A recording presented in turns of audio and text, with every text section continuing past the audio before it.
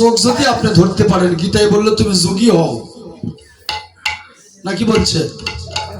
গীতায় বলছে তুমি যোগী হও, তাহলে যোগী হতে গেলে ওই মহাযোগটা ধরতে হবে।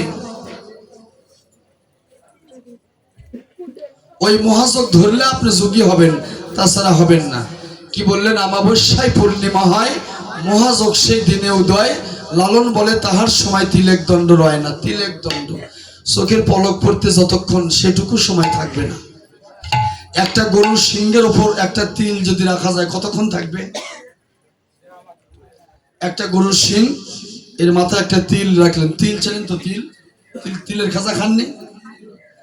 সেই তিল রাখলে কতক্ষণ থাকবে? দেওয়ার সাথেই লালন কি বলল? এইটুকু সময়ও থাকবে না। এর মধ্যে ওই যোগটা ধরতে হবে। এটা কে ধরছিল? বাবা লোকনাথ।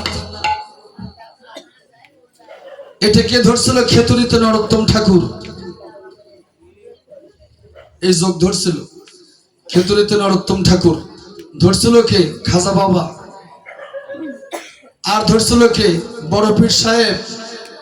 হ্যাঁ, বড় পীর সাহেব গাউসুল আজম আব্দুল কাদের জিলানী কারকি রহমতুল্লাহ আলাইহি সালাম, উনি ধরছিল। সবাই ধরতে পারেনি এই যোগ। যারা যোগটা ধরতে পারলো, আর এই যোগটা ধরতে গেলে আপনার মধ্যে হচ্ছে, কিন্তু ওইভাবে হচ্ছে না, আপনার মধ্যে হচ্ছে আর এক ভাবে। জলবসু, স্থলবসু, অধবসু, মহাবসু, এই চারটে। আর এখানে হচ্ছে ফুল্ল মল্লিকা মালতী যুত, এখানে চারটে, আর এখানে চারটে। এই চারটের নাম জলবসু, স্থলবসু, অধবসু, মহাবসু, এই চারটে। কিন্তু এটার কালার আলাদা, এটার কালার আলাদা, এটার ধরন আলাদা, এটার ধরন আলাদা।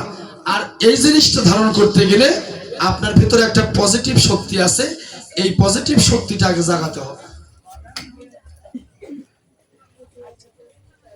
আসলে যত কথা কইলাম, 1 কোটি টাকা এক পালার দাম।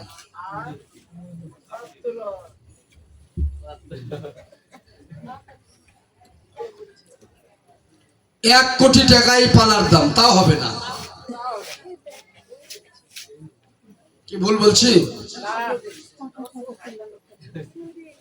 1 কোটি টাকা দিয়েও একটা পালা এরকম পাবেন না।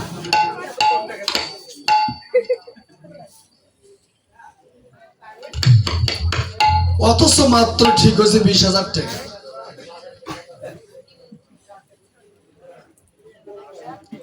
20,000 টাকা ঠিক একদিনের কীর্তন। কীর্তন হচ্ছে 1 কোটি টাকা।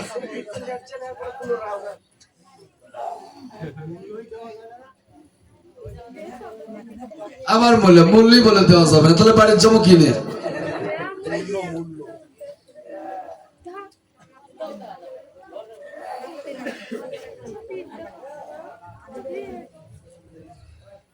এজন্য সাধন ভজনটা আলাদা বিষয়, আলাদা বস্তু।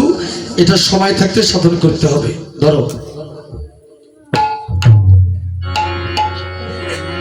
হেরো তো রাতি ওই সনো ভাতি,